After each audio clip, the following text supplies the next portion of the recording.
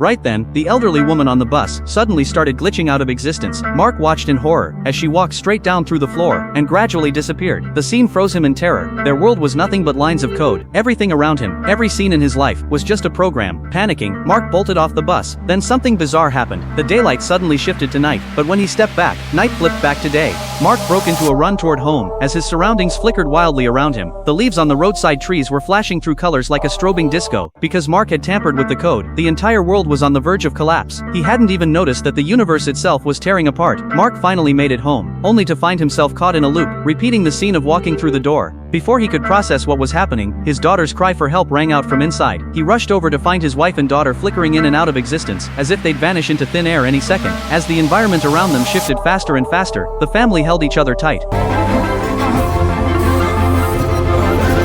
Suddenly his wife shoved him away and let out a piercing shriek, her face pixelated before his eyes.